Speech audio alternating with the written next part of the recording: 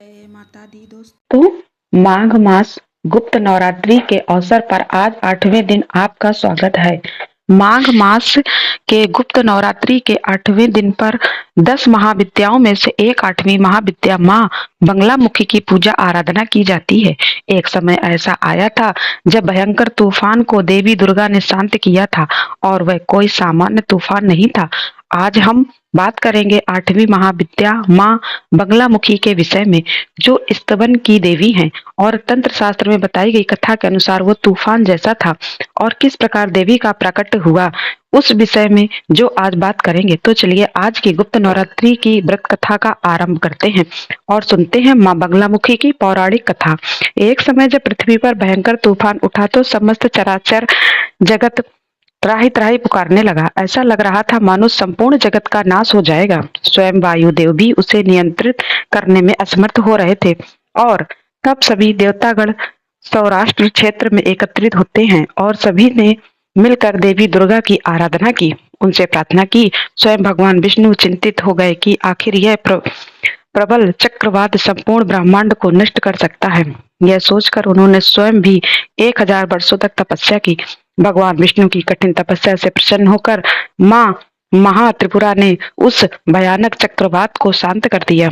तत्पश्चात माँ की दृष्टि निकटस्थ हरिद्रा सरोवर नामक एक झील पर पड़ी और वहां पर वे जल क्रीड़ा करने लगी।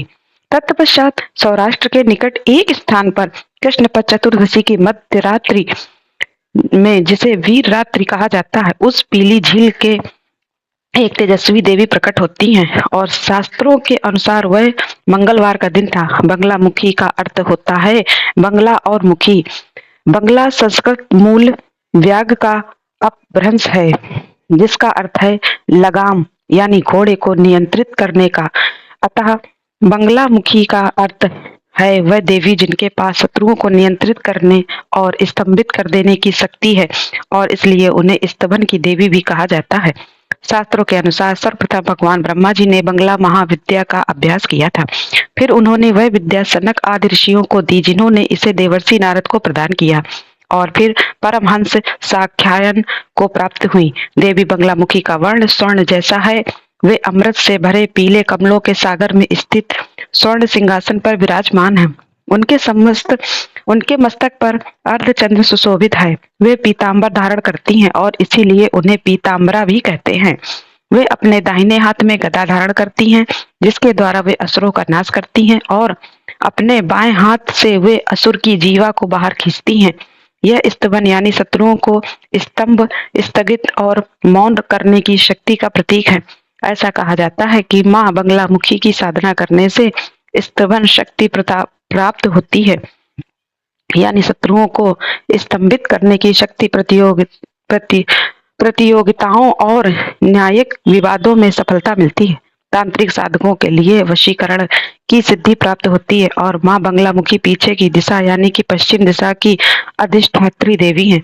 उनकी जयंती वैशाख शुक्ल अष्टमी के दिन आती है और उनका स्तवन भगवान विष्णु के कुर्म अवतार से भी है। तो यह थी माँ बंगलामुखी की पौराणिक कथा। आइए अब हम 8वें दिन माँ महागौरी की कथा का श्रवण करते हैं। इसका वर्णन हमें श्रीमद् देवी भागवत और शिव पुराण में मिलता है। तो इस कथा के अनुसार माँ दुर्गा के 8वें स्वरूप महागौरी का है।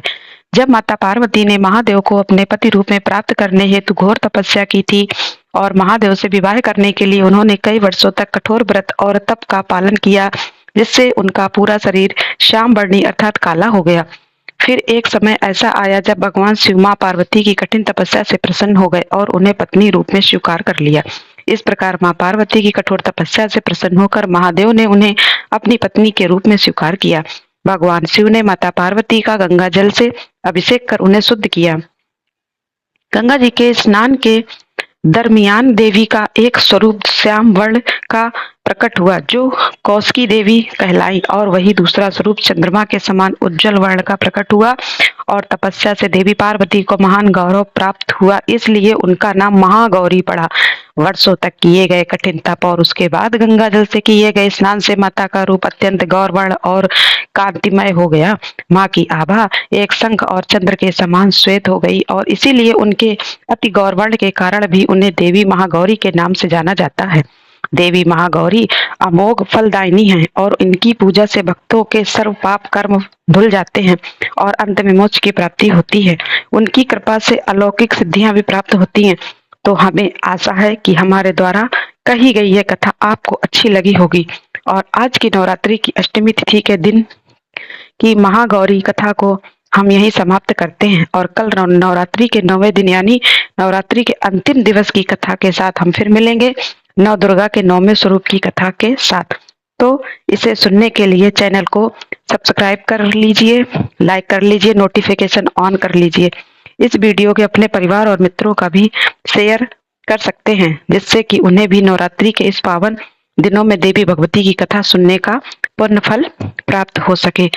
जय उमा भवानी जगत की जय। माँ जय भवानी, जय महामाया हरिद्वार कनखल के पासा महागौरी तेरा वहां निवासा चंद्रगली और ममता अम्बे जय शक्ति। जय जय माँ जगदम्बे भीमा देवी विमला माता कौशिक देवी जगविख्ता हिमाचल के घर गौरी रूप तेरा महाकाली दुर्गा है स्वरूप तेरा। सती सत हवन कुंड में था जलाया उसे धुएं ने रूप काली बनाया। बना धर्म सिंह जो सवारी में आया तो शंकर ने त्रिशूल अपना दिखाया। तभी माँ ने महागौरी नाम पाया शरणाने वाले का संकट मिटाया।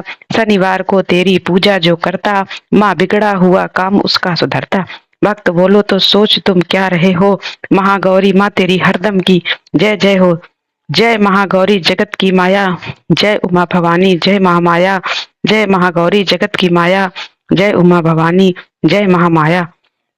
माता की जय, शुद्ध स्वरूपा की जय। और जैसे कि आप जानते हैं कि देवी दुर्गा की यह सभी कथाएं हमने अपने प्रमाणभूत वैदिक ग्रंथों और पुराणों से ही आपको सुनाई हैं, जिसमें किसी भी प्रकार की कोई मिलावट नहीं है। तो आने वाले समय में भी हम ऐसे ही हमारे वैदिक ज्ञान का यथारूप में प्रचार कर सके, इसके लिए आप हमें अपनी क्षमता अनुसार सहयोग दे सकते हैं और हमारे लिए प्रार्थना कर सकते हैं। तो चलिए नवरात्रि के पावन अवसर पर महाअष्टमी तिथि के दिन माँ दुर्गा के महागौरी स्वरूप से प्रार्थना करते हैं कि वे हमें अभय वरदान दें और आध्यात्मिक मार्ग पर अग्रसर होने में हमारी सहायता करें, जिससे हम अपने परम गत्व और प्राप्त कर सके।